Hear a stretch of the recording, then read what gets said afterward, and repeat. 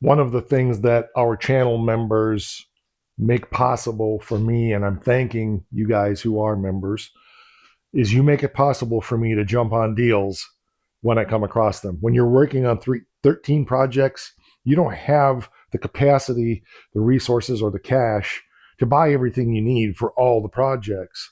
But when you do it the way I do it, where you're just always looking, you run across stuff. And I picked up something yesterday that we're going to unveil here in just a minute. I got this for pennies. I mean, literally pennies on the dollar. It's used, but it's something I need for a future project. So we're going to decide where we're going to use this for sure. We're going to look at some options, but stick around. I'm Mike, and you are watching My Car Shop. We have a real problem with bugs here in the shop, and so one of the things that I picked up was a nice bug catcher.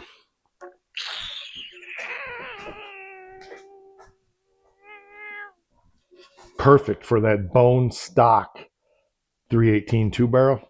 No, it's not. I mean, it kind of looks cool, but no. Yeah. No. No. I know, instead of 2 scoops, let's call it 3 scoops. I mean, maybe it looks really cool. No. I mean, yeah, don't even think about it. I mean, okay, yeah, no, that makes some sense because dual quad, nitrous, Pro Street, tunnel ram, but that's not what it's for. I'm not even going to think about the 47 Ford, but this is actually the car that this is for. Now, we're not going to do the Fast and Furious thing and bolt it onto the hood. You know what's going in this car, or if you don't, you should. There's a whole playlist on what we're building for this car, and this bug catcher is the perfect thing for the direction this car is going. So let's go back in the shop. I'm going to get some other stuff out, and we're going to kind of show you where we're heading.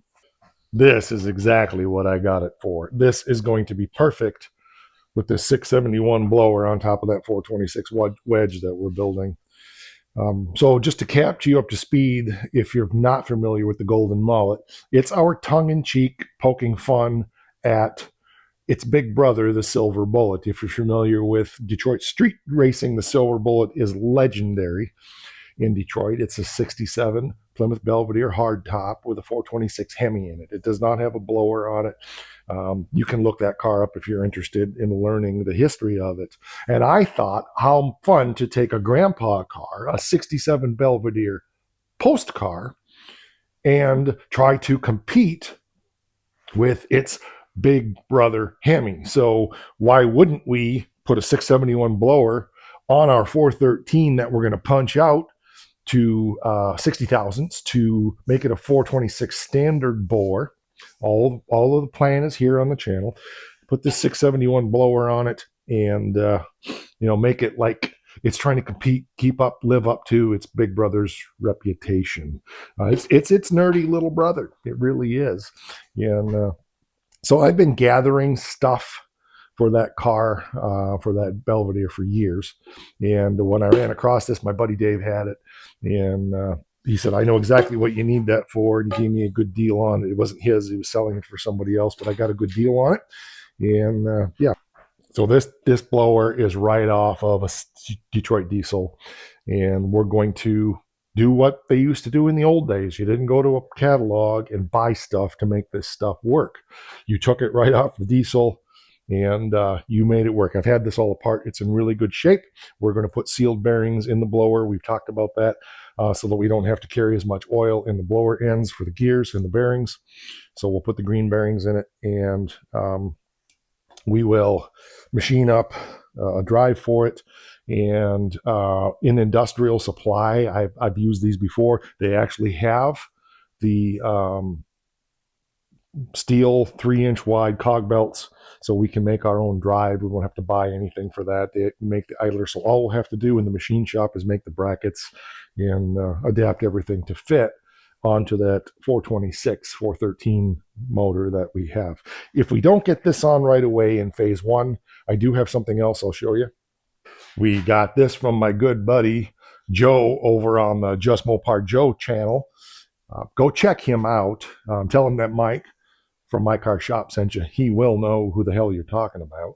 And so we got this tunnel ram. So we may just go ahead and throw that 413 together the best we can, put this tunnel ram on it, and this will still look very nice on this until we can raise the funds to go ahead and punch that 413 out.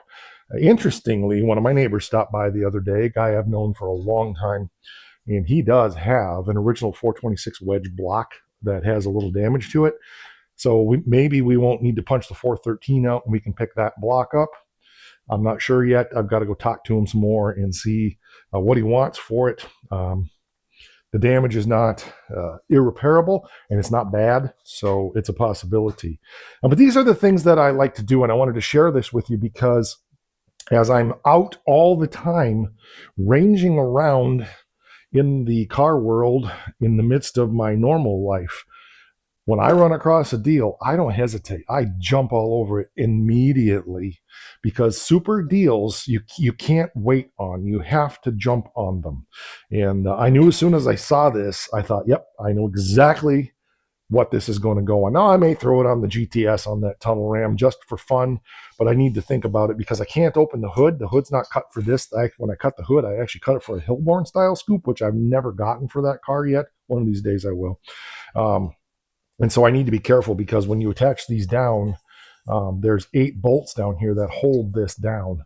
And we got to be really super careful because if we have an issue under the hood and we need to get that hood open quick, that could be a problem. I don't want to be sitting there trying to unbolt 8 bolts.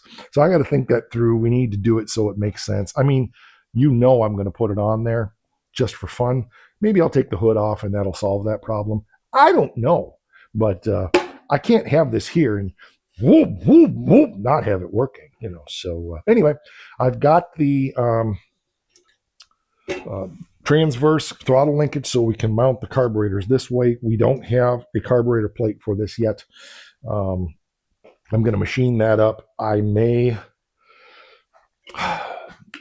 I'm thinking, because we're going to put nitrous on this as well. I want to put about a 250 horse shot of nitrous on this motor, ultimately with the blower, and we'll use a blower plate for that. So it's been so long since I've worked with that stuff. I can't remember if you have to have the carb plate and the blower plate, or if the blower plate replaces the blower plate for the nitrous, if that replaces the carb plate. I just don't remember what we did years ago on stuff like this. So my buddy Jim had one on a big block Chevy, and that was everything that was done on it. That's part of what's inspired all of this, is because I just loved that blower motor that he had in that Chevelle. So anyway, that's what we're doing with this. That's what it is. This is for the Golden Mullet. It's for the 671 blower, and it's going to be absolutely the perfect thing for this project. As you saw in a recent episode, we picked up an actual bell housing for stitches, so that frees up my big block Lakewood bell housing for the Golden Mullet. My initial plan, and I know it's crazy, I get it, but my initial plan on that is to put a 4-speed in that car as well. And I may change my mind on that, but I have the transmission. I know there's a chance it will grenade. I get all that. But why not use what I have and have fun with it? I mean, a blower motor with a 4-speed behind it and about a what I did the math. What was I figuring? A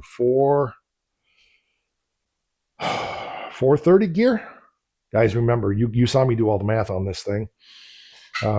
30, probably just 31 1850 tires that are the same as what's on the GTS is what I'm thinking, but maybe I'll go bigger.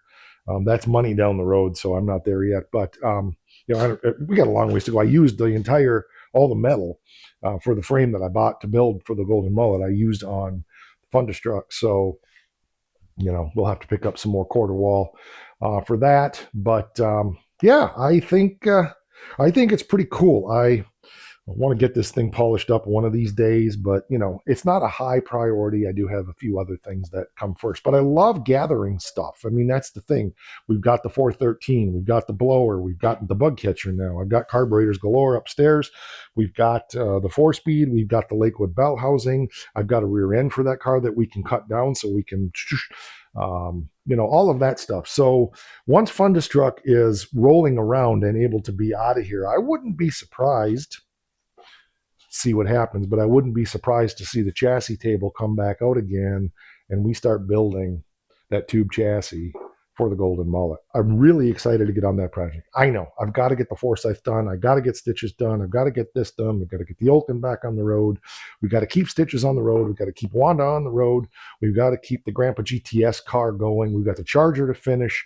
We got the 47 Ford to keep going because we're going to be driving that car again soon. We got the 74 Sassy Swinger out there that I need to do something with soon. We've got another truck project coming that I don't even have here yet. That's kind of, everything's a high priority. So yeah, it's the way I like to live. I love it. So you can criticize me and say, well, if you focus on one thing, you get more done. Guess what? If I focused on one thing, I get nothing done because I get bored. I love having lots of stuff to work on. If I get tired of that one, I'm over on that one. I'm over on that. And I've got a whole bunch of machine shop projects I want to do. I've got some other stuff that I'm working on. It's just, that's the way I like it. This place, for a lot of people, it would overwhelm them and exhaust them, and they would feel overwhelmed. I don't. I come out here and, I share with you when I'm having a downtime and I'm struggling to find motivation. I'm not saying I don't, but I start tinkering on something and doing something that's a little bit fun like this, and I just get really excited to move forward on projects. So we're going to be probably on Thunderstruck this weekend. I got some plans for that. I need to get in. I wanted to get the Forsyth in here. We'll see where it goes. We end up having to go away tomorrow, so I really can't do a lot of welding. So we'll see what we get done this weekend, but I'm excited. It's the weekend, and it's my time to be like a pig in the mud. So thanks for being here. I appreciate it. Thanks for humoring me with my little quirky humor here on the bug catcher. I love this. I can't wait to have it on a motor, even if it's just sitting on a stand in the shop. We have channel memberships for as little as $5 a month. You can get access to behind-the-scenes content, and you also get early previews on select episodes as well, so you can see stuff sometimes as much as 6 to 8 weeks before it actually comes out to the public. And there's all kinds of other stuff that we do for our channel members.